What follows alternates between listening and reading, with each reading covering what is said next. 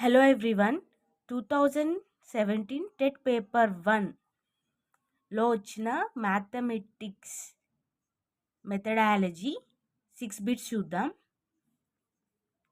పియాజే సంజ్ఞానాత్మక వికాస దశలో అభ్యసకుడు బహురూప నిత్యత్వ నియమం అవగాహన చేసుకునే దశ మూర్త ప్రచాలక దశ. సెకండ్ క్వశ్చన్ చూద్దాం.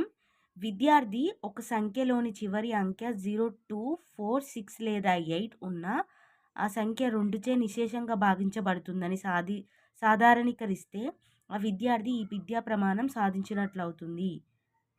కారణాలు చెప్పడం, నిరూపణలు చేయడం.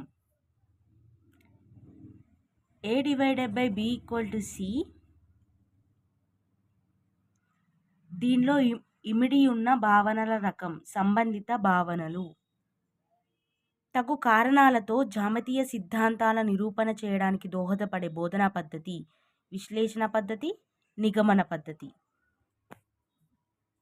గణితంలో భావనలు అనుక్రమంలో ఉంటాయి. విద్యార్థికి ప్రాథమిక భావన పట్ల సరైన అవగాహన లేకుంటే అభ్యాసంలో ఆ విద్యార్థి పురోగమించడానికి గణితోపాధ్యాయునిగా తీసుకోవాల్సిన దిద్దుబాటు చర్య.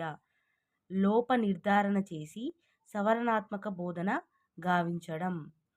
విద్యార్థులకు దశాంశ భిన్నాలు బోధించేటప్పుడు ఉపాధ్యాయుడు ఉపయోగించు మిక్కిలి అనువైన బోధనా సామాగ్రి గ్రిడ్ పేపర్. 2017లో వచ్చిన మ్యాథమెటిక్స్ మెథడాలజీలో 6 క్వశ్చన్.